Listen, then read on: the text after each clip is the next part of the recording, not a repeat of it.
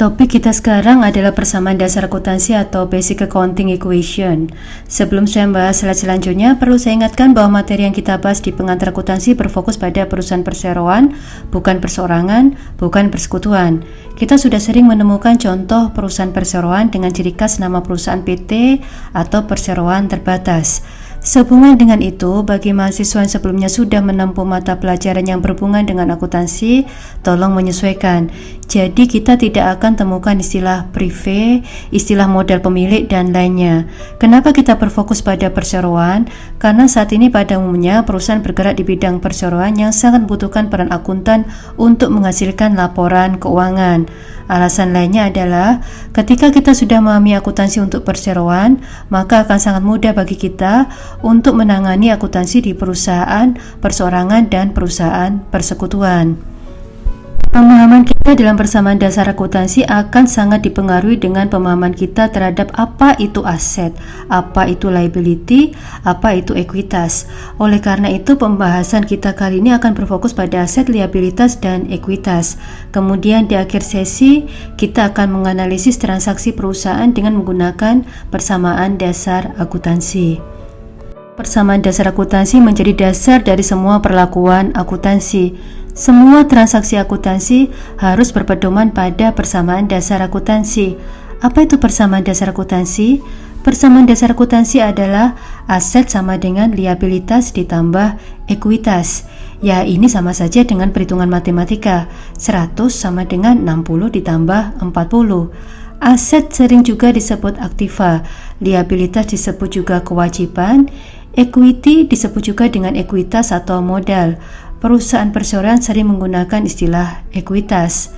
Sebelum kita membahas lebih lanjut persamaan dasar akuntansi ini, kita perlu memahami dulu apa itu aset, apa itu liabilitas, dan apa itu ekuitas, sehingga kita nanti paham kenapa aset itu harus sama dengan penjumlahan antara liabilitas dan ekuitas. Aset disebut sumber daya yang dimiliki perusahaan. Perusahaan menggunakan aset untuk melaksanakan aktivitas perusahaan seperti produksi dan penjualan. Sumber daya yang dimiliki perusahaan itu contohnya adalah uang, bangunan tempat perusahaan beroperasi, kertas, komputer, lemari, kursi, meja, tanah, dan seterusnya. Aset ini harus dimiliki oleh perusahaan dan memiliki manfaat ekonomi di masa yang akan datang. Maksudnya adalah dengan aset ini perusahaan bisa menghasilkan cash inflow atau mendapatkan kas masuk. Jadi jika Anda mengakui komputer adalah aset, maka komputer itu akan menghasilkan manfaat ekonomi. Contoh, komputer ini digunakan untuk kegiatan operasional di kantor. Tentunya aktivitas ini penting untuk mendukung aktivitas bisnis perusahaan yang mengarah pada aliran kas masuk ke perusahaan. Contoh lain, komputer digunakan di kasir juga berguna untuk menghasilkan kas. Tanpa komputer kasir, perusahaan akan kesulitan untuk melakukan transaksi penjualan yang akibatnya dapat mengganggu aliran uang masuk ke perusahaan. Contoh lainnya adalah jika usaha kita bergerak di bidang kuliner, maka alat seperti oven menjadi aset kita. Tanpa oven, maka kita tidak bisa memproduksi makanan untuk dijual. Kriteria lain adalah aset itu harus benar-benar dimiliki oleh perusahaan dan dapat dikendalikan atau dikontrol oleh perusahaan. Jangan mengaku aset pihak lain sebagai aset kita. Walaupun oven, komputer memiliki manfaat ekonomi di masa depan, tapi jika itu bukan milik kita dan kita tidak bisa mengendalikan, maka jangan akui itu sebagai aset. Bagaimana jika kita mendapatkan aset secara kredit? Contohnya Anda membeli komputer tadi dengan cara berhutang. Komputer itu tetap menjadi aset Anda, hanya saja Anda memiliki kewajiban untuk membayar hutang. Nah, terkait dengan kewajiban ini, maka inilah yang dinamakan sebagai liabilitas. Liabilitas adalah kewajiban perusahaan kepada pihak lain untuk membayar kewajibannya kepada pihak lain tersebut. Kewajiban ini disebut juga dengan hutang, sehingga pihak yang memberikan hutang disebut sebagai kreditor. Apa saja contoh liabilitas?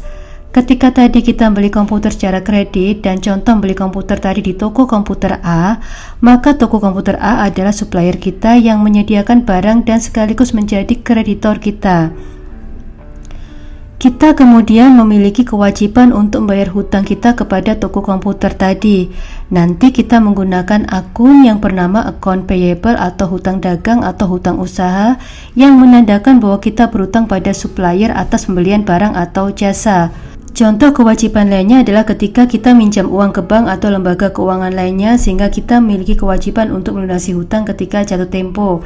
Contoh dalam bentuk hutang wesel atau hutang obligasi atau loan.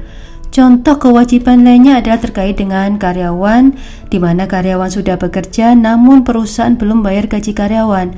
Itu juga menjadi kewajiban atau liabilitas perusahaan.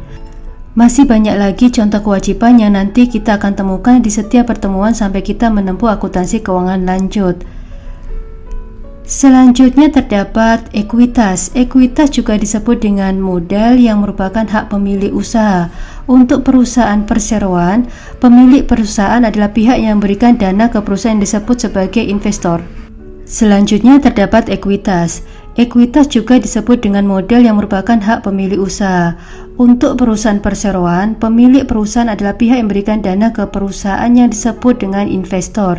Investor ini membeli saham perusahaan. Bagi perusahaan yang menjual saham secara publik, maka investor bisa berasal dari dalam dan luar perusahaan. Jika contoh kita sebagai mahasiswa membeli satu lot saham Indosat, maka itu berarti kita sebagai pemilik Indosat walaupun persentase kepemilikan kita sangat kecil. Terdapat hak-hak investor berdasarkan jenis saham dan persentase kepemilikannya. Hal ini akan kita pelajari di mata kuliah lainnya.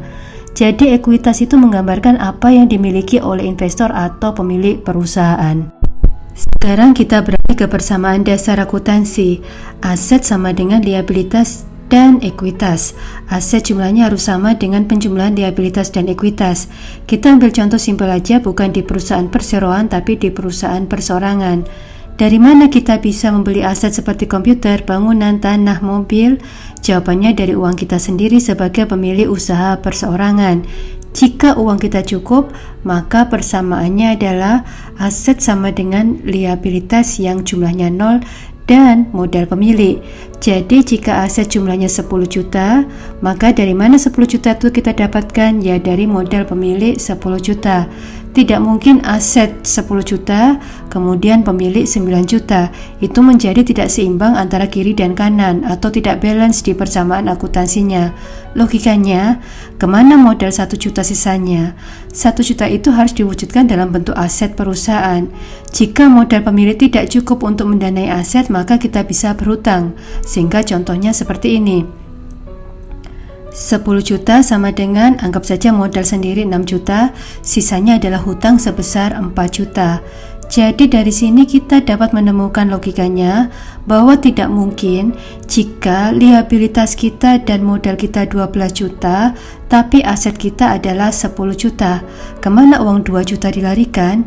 Jadi jika kita lihat ilustrasi di sini, aset itu disebut sebagai sumber daya, sedangkan liabilitas dan ekuitas adalah sumber dananya. Dengan kata lain, sumber dana untuk mendanai aset itu ya dari modal pemilik dan dari hutang. Sekarang kita beralih ke perusahaan perseroan. Konsepnya juga sama. Dari mana aset itu didanai? Aset didanai dari ekuitas dan dari liabilitas. Jika contoh tadi mengarah pada perusahaan perseorangan yang berhubungan dengan modal individu pemilik, sekarang kita mengarah ke perseorangan yang di sana ada ekuitas.